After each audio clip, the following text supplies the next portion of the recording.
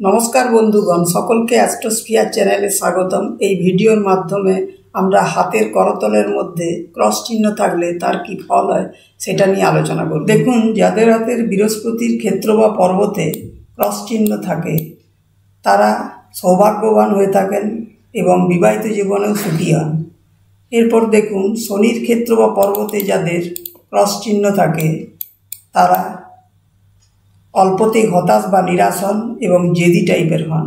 এরপর দেখুন, যাদের রবির ক্ষেত্র বা পর্বতে ক্রস চিহ্ন থাকে তারা তাদের পিতার সাথে মতবিরোধ হয় এবং কর্মে সফলতা অর্জন করতে পারেন না।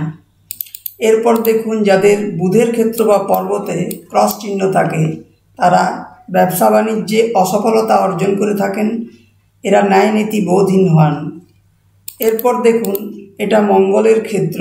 এই মঙ্গলের ক্ষেত্র বা পর্বতে যাদের ক্রস চিহ্ন থাকে তারা ঝগড়াটে স্বভাবের হন এবং রক্ত সংক্রান্ত রোগেও ভুগে থাকেন, এছাড়া জেদিও হন। এরপর দেখুন, যাদের চন্দ্রের ক্ষেত্র বা পর্বতে ক্রস চিহ্ন থাকে তাদের মধ্যে নেগেটিভ চিন্তা বেশি আসে, এরা কল্পনা প্রবণও হয়ে থাকেন। এরপর দেখুন, যাদের শুক্রের ক্ষেত্র বা পর্বতে ক্রস চিহ্ন থাকে তারা দুঃখী হন এবং ভীতু স্বভাবের হন। এরপর দেখুন, যাদের রাহুর ক্ষেত্র বা পর্বতে ক্রস চিহ্ন থাকে তাদের দুর্ঘটনা ঘটার সম্ভাবনা থাকে। এরপর দেখুন, যাদের আয়ুরেখার মধ্যে ক্রস চিহ্ন থাকে তাদের যে কোনো রোগে ভুগে থাকেন। এরপর দেখুন, যাদের হৃদয় রেখা মধ্যে ক্রস চিহ্ন থাকে তাদের হৃদরোগ হওয়ার সম্ভাবনা থাকে এবং অন্তরে আঘাতও পেয়ে থাকেন।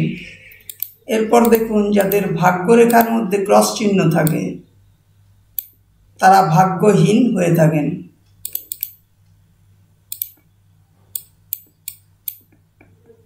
এই ছিল আমার আলোচনার বিষয়।